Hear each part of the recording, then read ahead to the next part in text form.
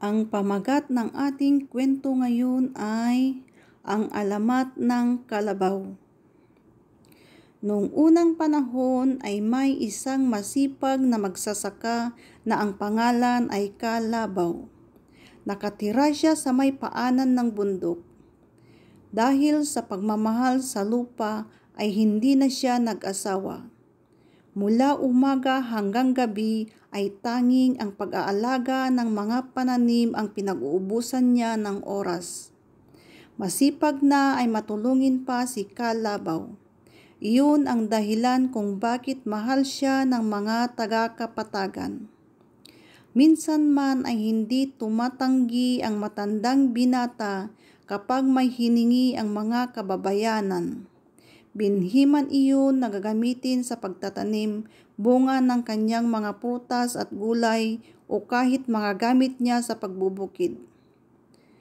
Matanda na si Kalabaw ngunit patuloy siyang nagmamahal sa lupa. Ang mga biyayang galing sa lupa ay patuloy rin niyang ibinabahagi sa mga nangangailangan. Isang malaking pagsubok ang dumating sa buhay ni Kalabaw at ng mga kababayanan niya.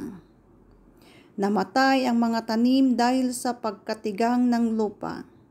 Awang-awa ang matanda sa mga kababayan, lalo na sa mga bata. Isang araw ay umusal siya ng taimtim na dalangin. Hiniling niya sa Diyos na sana ay pagkalooban na sila ng ulan, kapalit man iyon ng kanyang buhay. Kinabukasan at nang sumunod pang mga araw ay umulan ng malakas.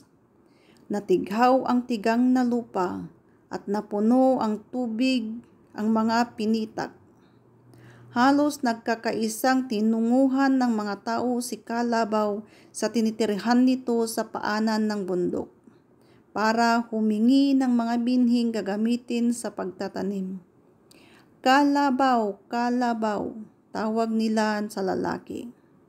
Namangha sila nang lumapit sa kanila ang isang maitim na hayop na may sungay at maamong mga mata.